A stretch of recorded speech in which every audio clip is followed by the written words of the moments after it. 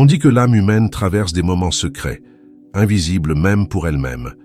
Des instants où quelque chose au plus profond s'éveille sans prévenir, comme une étincelle qui reconnaît le feu dont elle est née. Si tu es ici, ce n'est pas un hasard.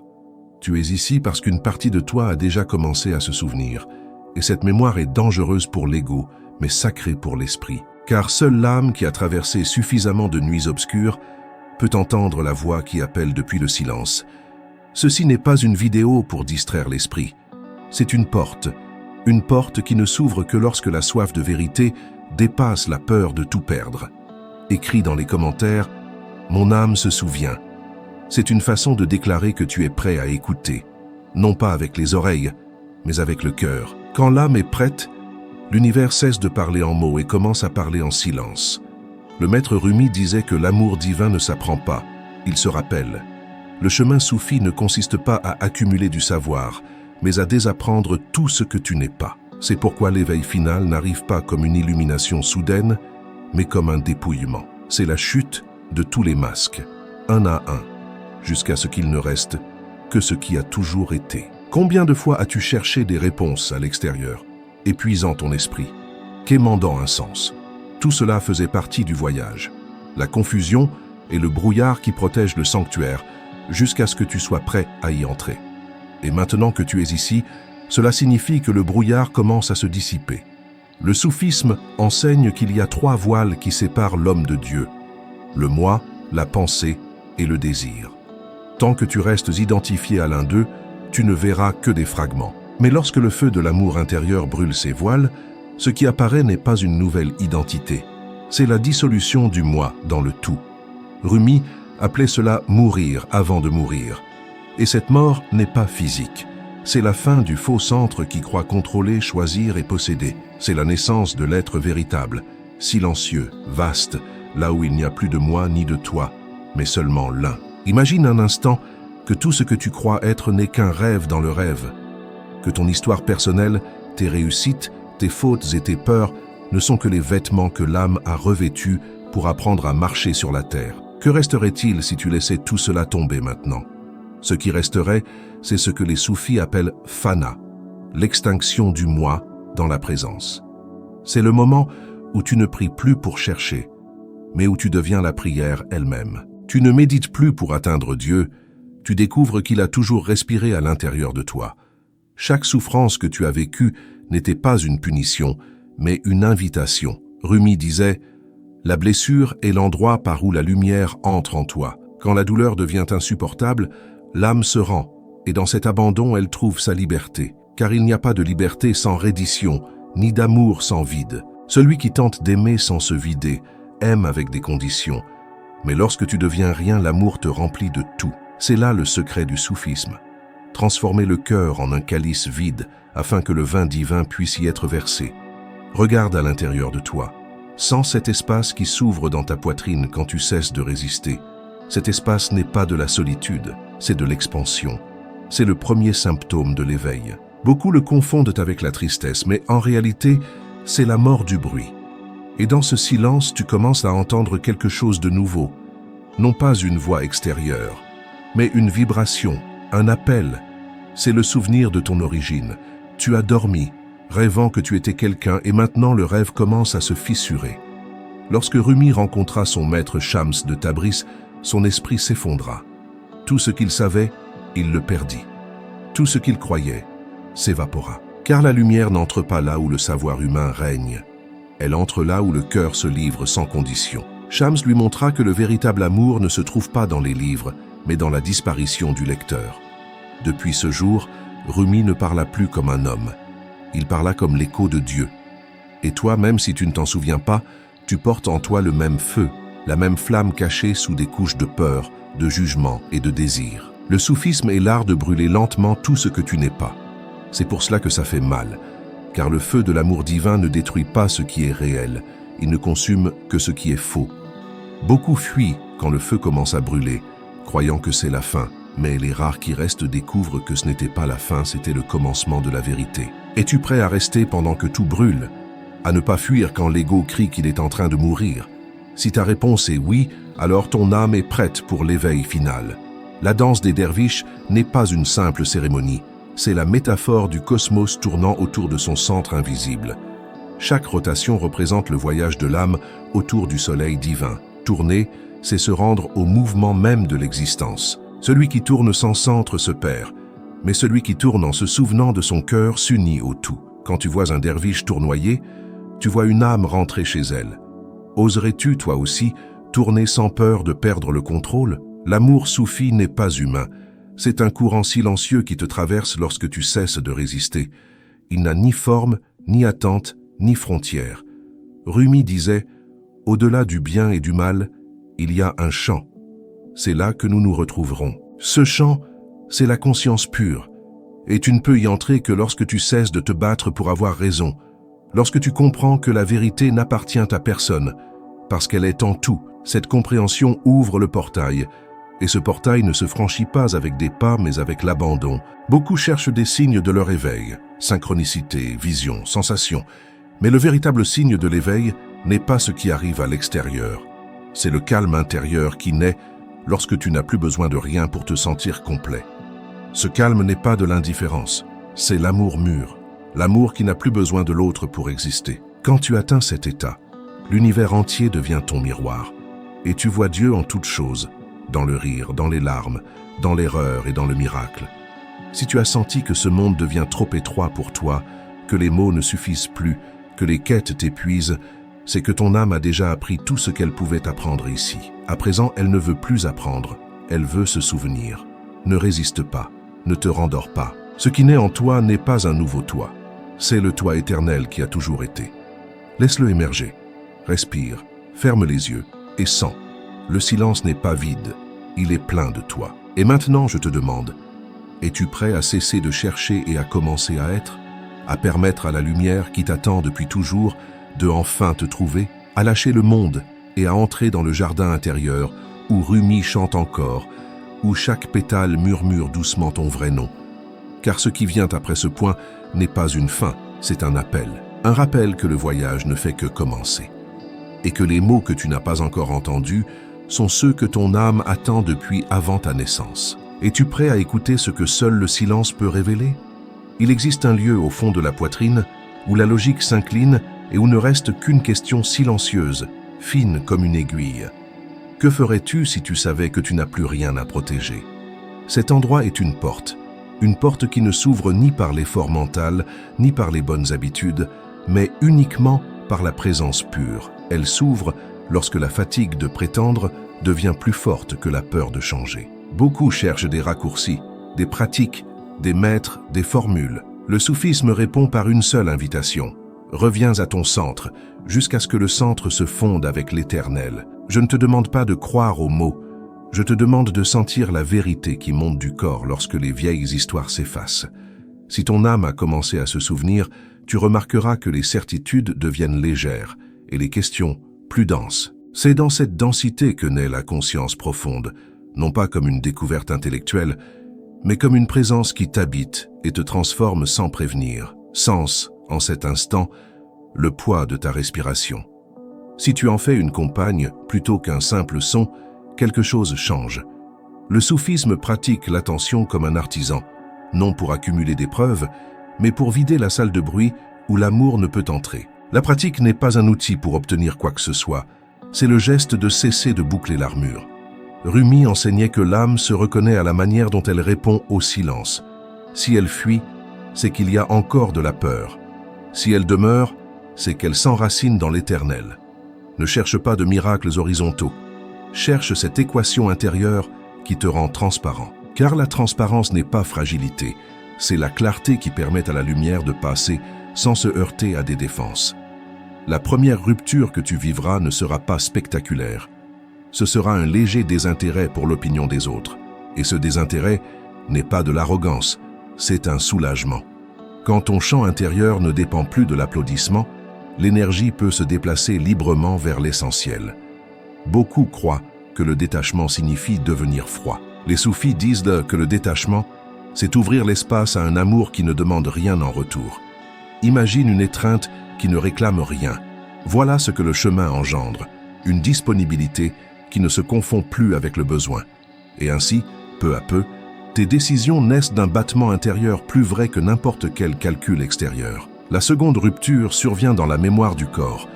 D'anciennes réactions deviennent conscientes et cessent de te gouverner. Autrefois, un mot suffisait à t'enflammer.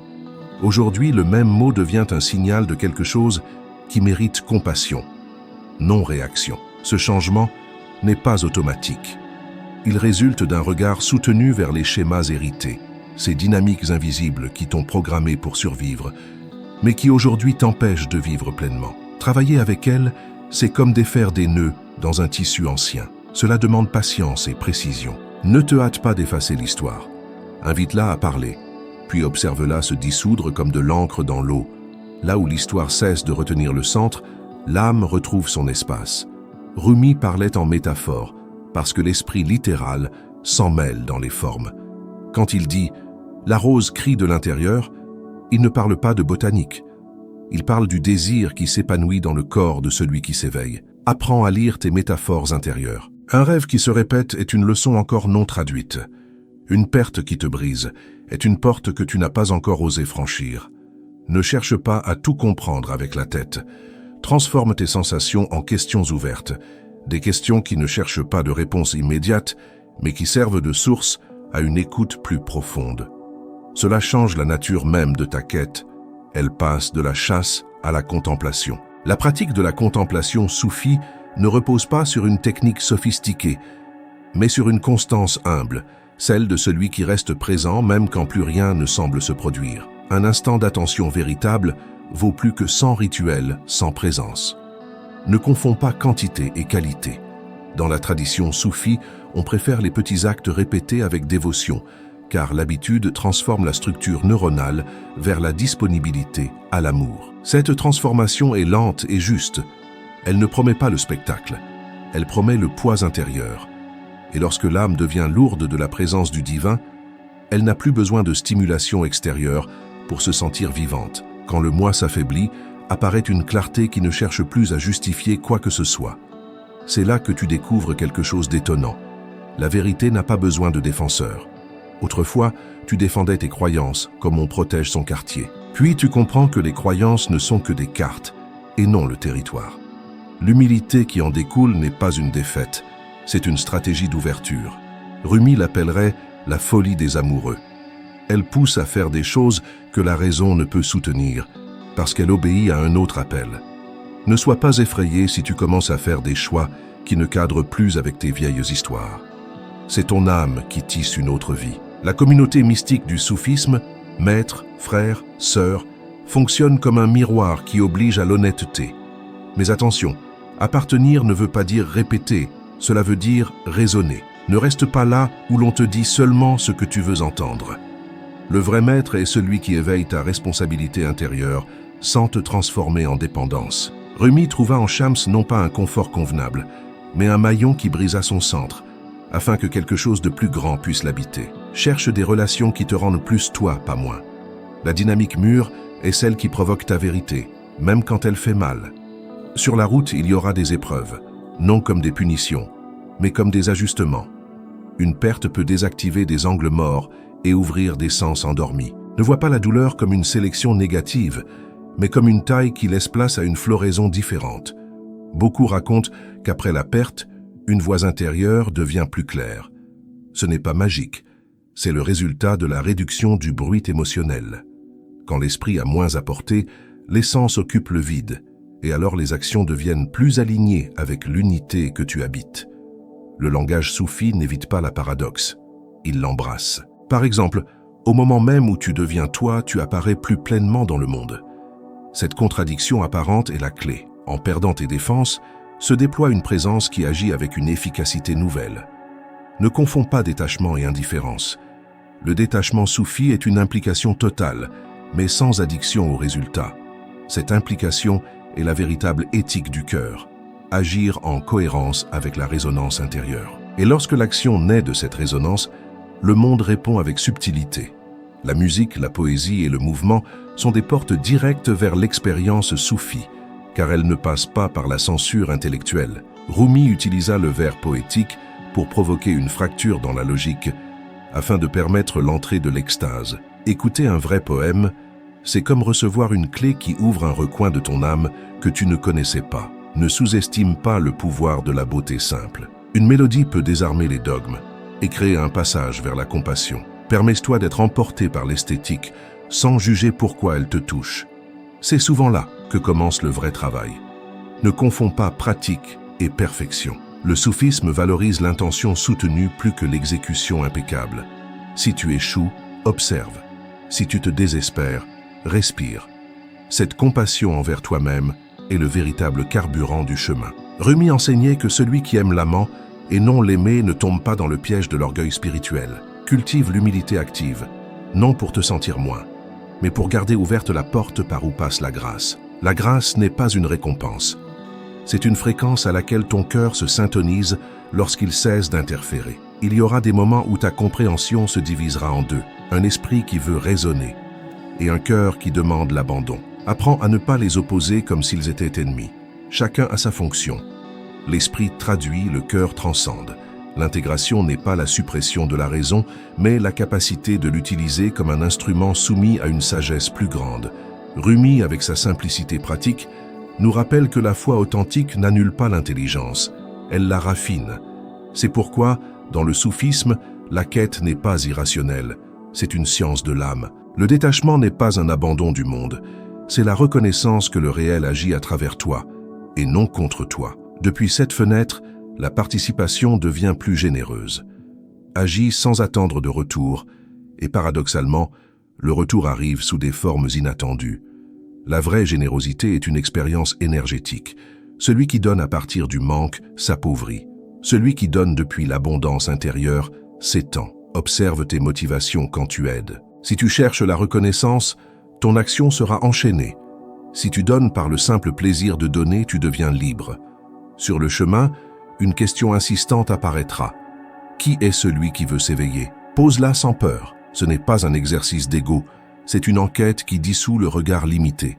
En tenant cette question comme un miroir, tu verras tomber d'anciens visages et des masques oubliés. Ne cherche pas des réponses définitives, cherche l'honnêteté. L'honnêteté envers toi-même est le premier acte d'une révolution sacrée. Quand tu t'engages envers ta vérité intérieure, la vie réorganise ses pièces pour que ton cœur respire plus largement. La paradoxe de l'amour soufi est que sa pratique intensifie la souffrance tout en la transmutant. Ne crains pas ce fait, le feu n'est pas un poison, c'est une purification. Si tu fuis le feu, tu resteras entouré de restes symboliques de sécurité. Relations faciles, certitudes fabriquées, refuge prévisible. Celui qui accepte la flamme, même si elle brûle, découvre qu'il ne se consume pas. Il se transforme. Rumi l'exprime à travers des images simples, car la profondeur n'a pas besoin de complications pour être efficace. Laisse l'intensité te traverser comme une rivière qui polit les pierres. Lorsque la conscience s'élargit, les priorités changent naturellement. Ce qui te paraissait indispensable perd de son magnétisme, et ce qui semblait marginal acquiert du poids. Ce n'est pas une stratégie morale, c'est une relocalisation énergétique. Observe tes choix récents. Vers quoi va ton temps, ton attention, ton argent? Ces décisions sont les thermomètres de ton niveau d'éveil. Les ajuster ne signifie pas faire des sacrifices douloureux, cela signifie aligner tes ressources avec ce qui te nourrit réellement. Cet alignement crée une vie qui résonne et attire la cohérence. Le chemin soufi ne promet pas une fin qui dise « c'est accompli », il promet une ouverture continue. Ainsi, il n'y a pas d'arrivée au sens absolu, mais des approfondissements successifs. Chaque étape dévoile une couche que tu ignorais. Cette structure rend le processus à la fois éternel et profondément accueillant. Il y a toujours quelque chose de nouveau à découvrir dans la même pierre. Rumi célèbre cette continuité, car l'âme aime apprendre d'elle-même. Accepte que le voyage soit une école sans diplôme et que la plus grande leçon soit la capacité d'émerveillement renouvelée. Pratique l'attention aimante envers le quotidien. Une tasse de thé chaude, une conversation, un déchet que tu ramasses, ces petits actes accomplis avec présence sont les pierres précieuses de la transformation. Ne sous-estime pas la liturgie du simple. C'est là que s'installe la discipline du cœur. Rumi enseignait à travers des récits quotidiens, car la transformation réelle n'est pas spectaculaire. Elle est intime, répétée et silencieusement révolutionnaire. Si tu cultives des rituels humbles avec intention, l'âme se renforce sans annonce grandiloquente. Cette force silencieuse te soutiendra lorsque les tempêtes intérieures viendront. Ressens maintenant comment ces mots résonnent en toi. Provoquent-ils du rejet, de la curiosité, de la paix? Cette réaction est une carte. Ne l'interprète pas avec précipitation. Observe-la comme un signe. L'observation sans jugement ouvre la fenêtre par laquelle la grâce peut entrer. Si quelque chose en toi répond avec feu, ne l'éteins pas. Éclaire-le avec ton attention et transforme-le en combustible. Si quelque chose en toi répond avec froideur, ne le condamne pas. Demande-lui ce dont il a besoin pour s'éveiller. Ce dialogue intérieur est la pratique la plus subversive et la plus guérisseuse que tu connaîtras. Il existe un moment du chemin où les mots ne suffisent plus, et pourtant, certains mots précis agissent comme des leviers. Dans ce passage, je t'invite à observer comment ton attention distribue le monde, vers l'extérieur, vers le bruit, vers la validation, ou vers l'intérieur, vers l'abandon. Ne confonds pas intensité et profondeur. Beaucoup de vies sont pleines d'intensité sans axe. Le soufisme enseigne à inverser cette proportion. Moins de drame, plus de centre. Observe comment, dans ton corps, se dessine l'urgence d'avoir des réponses. Cette urgence est un symptôme, pas un remède. Quand l'urgence se transforme en patience active, la boussole intérieure s'aligne avec une source plus subtile que n'importe quelle étiquette. Ici, je ne te demande pas plus d'efforts, je t'offre un réajustement. Cesser de poursuivre des résultats et commencer à s'accorder avec la fréquence qui produit des résultats sans tension. La pratique n'est pas une tâche de plus sur la liste. C'est la qualité avec laquelle tu respires chaque geste. Fais n'importe quoi avec une présence totale, et tu verras combien son goût change. Laver un verre peut être un rituel. Parler à un voisin peut devenir une initiation. Rumi l'enseignait à travers des images simples, car la vérité répond toujours aux pratiques. Tu n'as pas besoin d'austérité spectaculaire pour progresser, tu as besoin de cohérence intime. La cohérence est une force qui attire les circonstances et la clarté. Si tu cours après les techniques, tu resteras dépendant. Si tu cultives la présence, tu deviens autonome dans ton contact avec le divin. C'est le changement de paradigme qui ne s'annonce pas. Il se vit. Moins de formules, plus d'affinité avec l'instant. Écouter dans le soufisme, ce n'est pas seulement entendre, c'est accueillir. Quand tu écoutes de cette manière, les voix du passé perdent du volume et la voix du présent prend corps. Beaucoup de guides spirituels demandent des explications externes. La voix soufie t'enseigne à discerner intérieurement. Cette émotion vient-elle de ma blessure ou de la source? Pratique à étiqueter sans juger. Ceci est la peur. Ceci est le désir. L'étiquette n'est pas une condamnation. C'est un phare qui t'indique où intervenir avec tendresse. À partir de là, le choix cesse d'être une réaction automatique et devient une réponse délibérée. Cette différence crée une autonomie intérieure et transforme la trame de ta vie sans que le monde ne le remarque à première vue. L'ironie de la croissance spirituelle est que plus tu avances, plus tu deviens humble. Non parce que tu te diminues, mais parce que tu reconnais combien ton ignorance a été utile à ton apprentissage. Rumi disait que le sage n'est pas celui qui sait tout, mais celui qui se fait petit devant le mystère.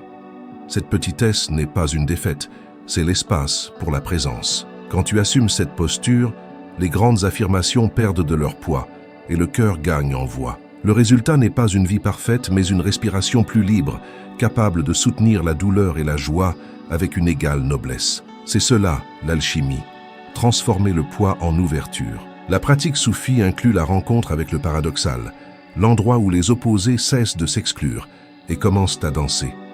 Aimer sans dépendre, agir sans s'attacher, connaître sans posséder, telle est la logique subtile qui traverse la vie quotidienne avec une profondeur pratique. Par exemple, aimer un être cher sans exiger son approbation constante te rend plus capable d'aimer vraiment. L'attachement contracte l'énergie, le détachement la libère. Il ne s'agit pas de froideur mais d'amplitude. Rumi appellerait cela l'amour qui ne lie pas. Une énergie qui s'étend, qui n'exige rien, mais qui embrasse tout. Quand ton amour a cette qualité, ta relation à tout change. Le travail, la famille, l'art, le silence intérieur. C'est une révolution silencieuse qui te rend moins réactif et plus magnétique. Le corps, lui, se souvient de manière que l'esprit ne comprend pas. C'est pourquoi le travail corporel est central. Respiration consciente, mouvements subtils, sons qui font vibrer la cage thoracique. Ne cherche pas de grands extases, cherche la cohérence du cœur. La cohérence harmonise le système nerveux et l'âme. Rumi et les soufis utilisèrent la musique et la danse tournoyante parce que le corps avait besoin d'un pont vers le subtil. Aujourd'hui, tu peux utiliser une chanson, une marche consciente ou un regard prolongé. C'est simple et pourtant infini. Le quotidien contient les clés du ciel, si tu apprends à les tourner. Les schémas hérités fonctionnent comme des programmes invisibles. Les reconnaître est un acte de liberté. Ne les nie pas, ne les condamne pas. Éclaire-les avec curiosité. Quand tu amènes la lumière à un schéma, son pouvoir se dissout. Beaucoup attendent qu'un maître répare leur histoire. En réalité, le maître enseigne l'art de l'observation. Rumi ne promettait pas que les fantômes disparaîtraient à son travail. Il promettait que, regardés avec amour, ils perdent leur tyrannie. Ce regard transformateur est à la fois clinique et tendre, chirurgical dans sa précision, compatissant dans son intention. La vie intérieure possède des disciplines sans spectacle, des silences périodiques, des écritures qui expulsent les voix parasites, des contacts avec la nature qui rétablissent le rythme. Ne fais pas confiance à l'intensité dispersée. Fais confiance à la pratique répétée. Ici, la répétition n'est pas ennuyeuse. Elle polit le miroir de l'âme. Rumi parlait de longues nuits d'amour, car il savait que la patience soutenue forge la vision. Si tu veux accélérer, fais plus de ce qui est simple, pas moins. Cette logique inverse la croyance selon laquelle le nouveau et le bruyant sont plus efficaces. Souvent, c'est le petit et le constant qui est le vrai catalyseur. L'identité que tu crois protégée est faite d'histoires et de défenses. En t'ouvrant, tu découvriras qu'en dessous se trouve une présence qui n'a pas besoin d'être défendue. Cette présence agit avec clarté. Des décisions justes, des limites aimantes, une créativité sans autosabotage. Ce n'est pas que l'ego disparaisse par décret, il s'intègre et devient un instrument moins dominateur. Cette transformation se ressent comme un soulagement profond et un sens élargi. Quand l'ego baisse le volume, l'âme amplifie sa mélodie. Dans la tradition soufie, le maître apparaît sous des formes inattendues, une personne, une lecture, une crise. Garde une attention docile. La leçon arrive là où tu es prêt à la recevoir. Rumi trouva des maîtres qui dissolvaient le plomb de l'esprit pour révéler l'or du cœur. Ne cherche pas des figures idéales à l'extérieur. L'essentiel, c'est la disponibilité à apprendre quand l'enseignement se présente. Cela demande humilité et une audace intérieure. Dire oui à la vérité, même lorsqu'elle blesse. Cette décision est le courage qui ouvre les portes ultérieures. La pratique collective peut accélérer la transformation car le champ énergétique s'intensifie par la résonance partagée. Mais la présence individuelle reste intransmissible. Personne ne peut s'éveiller à ta place. La communauté est un catalyseur, pas un substitut. Cherche des cercles où l'on pratique la présence et l'honnêteté, pas des marchés de spiritualité. Souviens-toi, le chemin soufi ne t'invite pas à fuir le monde, mais à y pénétrer plus lucidement, avec un cœur nu et une conscience vibrante. La qualité d'un cercle se mesure à sa capacité à te pousser à être vrai. Rumi valorisait la compagnie qui exige un nettoyage intérieur, et non celle qui confirme l'ego. La créativité est une voie directe vers le mystère. Écrire, peindre, danser, improviser des mots qui surgissent sans plan. Quand tu permets à l'inconnu de s'exprimer, tu touches des sources que la raison ne peut atteindre. Rumi était poète parce qu'il voyait la vie comme un canal pour quelque chose de plus grand. Tu n'as pas besoin d'être un artiste professionnel. Il te suffit de créer comme pratique spirituelle. La création sincère désactive le perfectionnisme et ouvre des portes de sens qui n'existaient pas auparavant. Cette ouverture est pratique et précieuse. Le silence intérieur n'est pas l'absence de pensée, c'est une qualité de présence qui transforme même le bruit. Des pratiques courtes de silence au cours de la journée valent plus que des retraites sporadiques si elles ne sont pas intégrées. Le silence réorganise les perceptions et recalibre les priorités. Rumi nous rappelle que dans le silence, on entend le sillon par lequel passe la voix divine. Si tu cultives des fragments de silence, tu commenceras à percevoir les subtilités de la guidance intérieure. L'éthique du cœur supplante la morale externe. Agir depuis la résonance intérieure plutôt que des formules apprises implique responsabilité. Quand tu agis depuis le cœur, la cohérence devient exigeante. Ce n'est pas une excuse pour la laxité, c'est une invitation à plus de précision.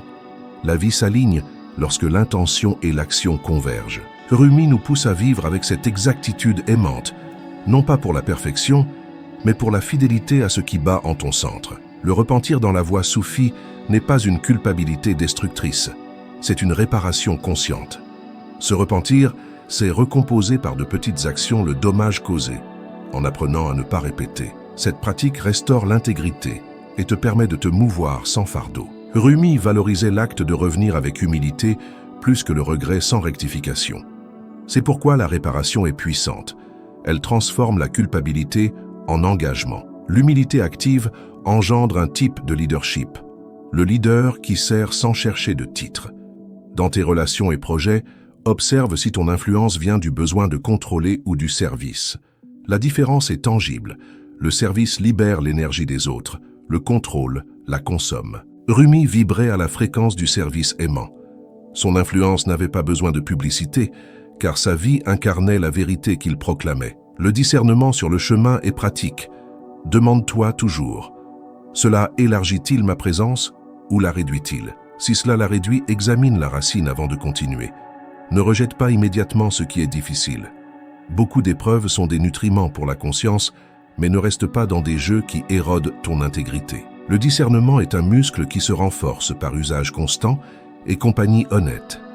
À cette étape du voyage, tu remarqueras que l'esprit veut accélérer l'expérience, chercher des signes visibles, des résultats concrets et des preuves tangibles. Cette urgence est un miroir de ton conditionnement. Le soufisme invite à entrer dans un espace où la preuve est la sensation, pas la logique.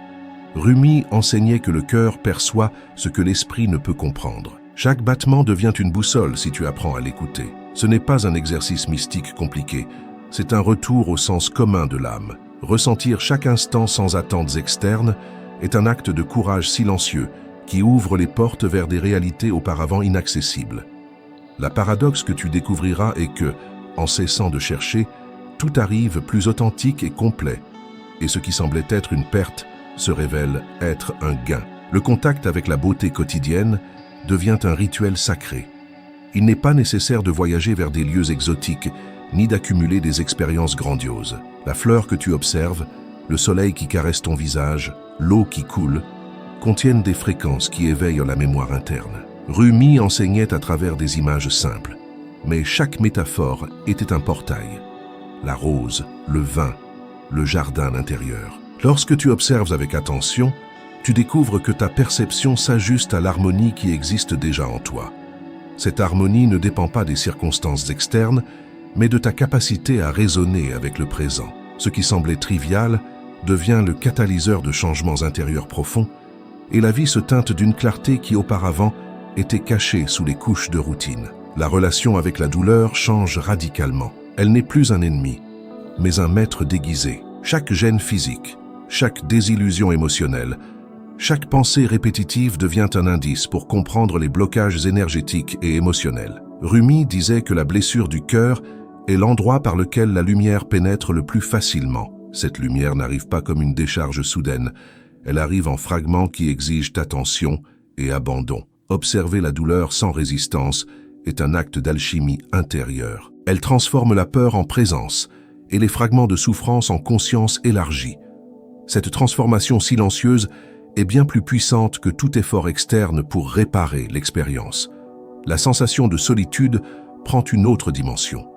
Il ne s'agit pas d'isolement mais d'entrer en compagnie de soi-même. Dans le silence de la solitude émergent des voix internes qui auparavant étaient étouffées par les distractions. Cette intimité permet aux archétypes soufis de se révéler. L'amant, le chercheur, le maître. Rumi enseignait que la véritable union ne dépend pas de la proximité physique, mais de la synchronisation du cœur. Apprendre à être seul, sans se sentir incomplet, est un pas vers l'indépendance spirituelle et une ouverture vers la compassion authentique pour les autres. La paradoxe, plus la rencontre avec soi-même est profonde, plus le contact avec la totalité devient intense. La pratique de la respiration consciente devient un instrument de synchronisation avec la présence. Il ne s'agit pas de techniques sophistiquées, mais de revenir au corps comme maison. Chaque inspiration et expiration est un signal indiquant où se trouvent les tensions, où existe la densité et où l'énergie circule librement. Le soufisme enseigne que le corps est une carte de l'âme. Celui qui apprend à le lire sans jugement trouve la route vers des états de clarté et d'expansion. La respiration devient un pont entre le conscient et l'invisible, entre le personnel et l'universel. Ceci est l'une des clés qui distingue la répétition automatique de la pratique authentique. La perception du temps se transforme. Il n'existe plus comme une chaîne d'événements linéaires, mais comme un flux où chaque instant contient tout ce dont tu as besoin. Rumi parlait d'éternité contenue dans un seul moment. Cette vision transforme l'urgence, le stress et l'anxiété, créant un espace où l'âme peut se déployer sans interruption. La paradoxe que tu expérimentes est que plus tu es présent, plus tu perçois l'expansion, et plus tu es étendu, plus chaque acte prend sens. Le temps cesse d'être un ennemi pour devenir un allié invisible. Commente. Je ressens la danse de l'aimer, si tu as perçu que quelque chose de profond en toi a été activé. Une étincelle qui n'appartient pas au visible, mais au silence qui chuchote dans ta poitrine. Ce geste n'est pas une fermeture, c'est un saut, un engagement vibratoire envers ta propre expansion, un pas conscient à l'intérieur du jardin secret de l'âme. Permets à chaque respiration de devenir un pont entre ta présence et le mystère. Inscris-toi dans cet espace comme celui qui entre dans un cercle invisible où la recherche est sacrée et l'appartenance un acte de reconnaissance mutuelle. Ici, il n'y a pas de vendeurs, seulement des initiés partageant la lumière qui brûle silencieusement dans chaque cœur éveillé. Le désert qui paraissait vide fleurit maintenant de significations que seule l'âme peut lire. Chaque silence écouté devient musique, chaque ombre acceptée devient un chemin. La danse intérieure s'étend et la sensation de solitude se dissout dans la vibration de la totalité. Observe comment la lumière se glisse entre les plis de ta conscience, comment la présence devient une compagnonne constante, comment l'amour divin s'infiltre dans chaque instant du quotidien. Ce n'est pas une fin, c'est un mouvement circulaire, un retour qui ouvre de nouvelles portes, un chuchotement d'éternité qui demande à être ressenti encore et encore. L'aimer se révèle dans chaque battement, dans chaque pause, dans chaque regard porté sur le simple qui auparavant passait inaperçu. La sagesse soufie n'est pas un secret caché, c'est la fréquence qui pulse en toi et que tu peux désormais reconnaître. Chaque image, chaque sensation, chaque émotion devient un miroir où l'alchimie de l'esprit agit sans hâte, mais avec une précision infinie. Et ainsi, sans que tu remarques de clôture, l'invitation reste ouverte. Tu continueras à écouter ce chuchotement qui t'appelle au-delà des mots, au-delà du temps, au-delà de toi-même.